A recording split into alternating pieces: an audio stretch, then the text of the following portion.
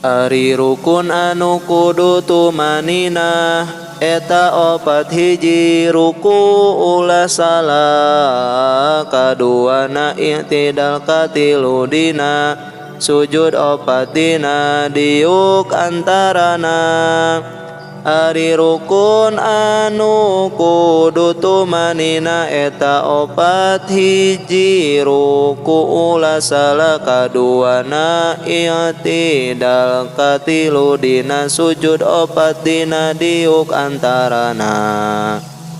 Ari anu ngabatalkeun kana salat 14 hiji hadas kadelepat dua katibaan najis mun teu terus diragragkeun tina badan sarta mulus.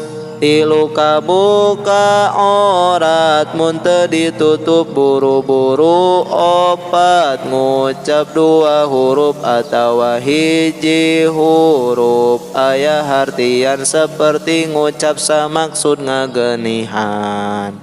Batal deui ku ngadehem anging lamun aya unsur nguningakeun nu jadi rukun. Kalimana ngahajami gawe barang nu matak batal kana puasa urang.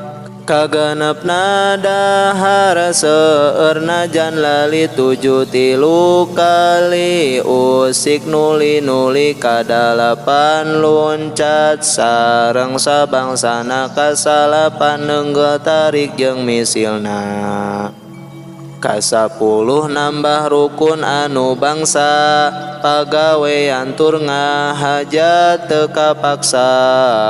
Kasabelas miheulaan ka imamna dua rukun bangsa pagaweanana. Atawa manderikeun maneh ti imam anging uzur teu bisa nuturkeun imam 12 niat megatkeun salatna ka 13 gantung pegat salatna. 14 mider-miderek megatkeun kana salatna mana nu ditetepkeun.